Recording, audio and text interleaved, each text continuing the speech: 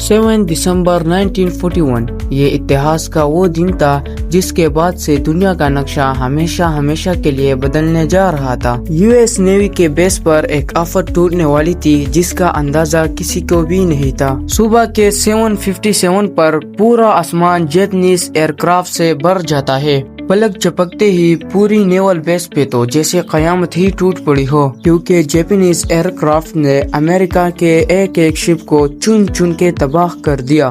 یہ حملہ U S کے پرل ہاربر ایئر بیس پر کیا گیا تھا، لیکن جاپان نے اتنا بڑا قدم اٹھا کے امریکہ جیسے بڑے دیش پر اتنا بڑا حملہ کیوں کر دیا؟ یہ ساری باتیں آج آپ لوگ جان سکیں گے آج کی اس ویڈیو میں۔ ہوا کچھ یوں تھا کہ ورلڈ وار 3 کو شروع ہوئے ابھی 3 سال ہی گزر چکے تھے، جس میں ایک سائڈ پر جرمنی اٹلی تھے، دوسری سائڈ پہ برٹین، نیدرلینڈ اور فرانس تھے۔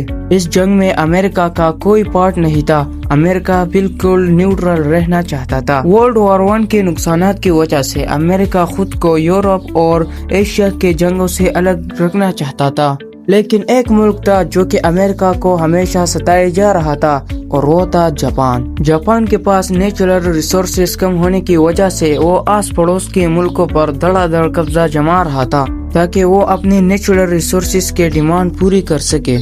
کوریا، تائیوان اور چائنا کے بڑے علاقوں پر جاپان قبضہ کر چکا تھا۔ پیسیفک اوشن میں ہی فلپائنز، انڈونیشیا اور ملیشیا جیسے ملکوں پر بھی اس کی نظر تھی۔ لیکن مسئلہ یہ تھا کہ ملیشیا برٹین کی کالونی تھی، ملیشیا نیدرلینڈ کی اور فلپائنز نیوٹرل رہنے والے امریکہ کی کالونی تھی۔ ان کنٹریز پر دوسرے ملکوں کا قبضہ جاپان کو ٹھیک نہیں لگ رہا تھا، کیونکہ جاپان کے پیچھے اصل میں ہٹلر کا ہی ہاتھ تھا، اور ہٹلر برٹین اور امریکہ کا دشمن تھا۔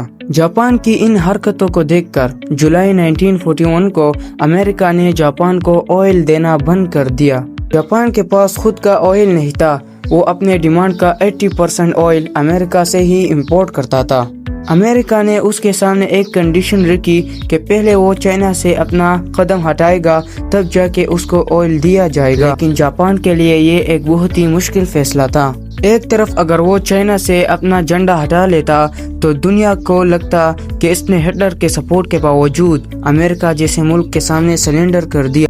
دوسری طرف آئل تھا جس کے بغیر جاپان کا کام نہیں چل رہا تھا، اور جاپان نے یہ فیصلہ کیا کہ وہ چائنا سے اپنے فوجی نہیں ہٹائے گا، بلکہ اندر ہی اندر اس نے ایک پلان بنایا کہ وہ انڈونیشیا پر ہی حملہ کرے گا۔ لیکن یہ کام اتنا آسان نہیں تھا۔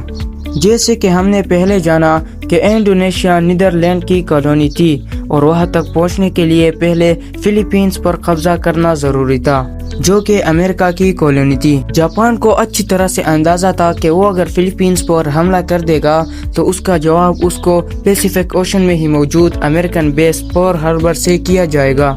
کیونکہ جاپان کے پاس اب آئل کم ہوتا جا رہا تھا تو ان کے پاس حملہ کرنے کے سوا اور کچھ نہیں بچا ہوا تھا، فلپائنز پر نہیں بلکہ سیدھا پرل ہاربر پر۔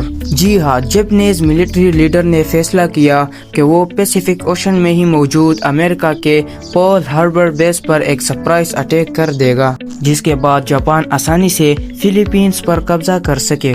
جاپان اب چپکے سے امریکہ کے پرل ہاربر پر حملہ کرنے کی تیاری میں لگ چکا تھا۔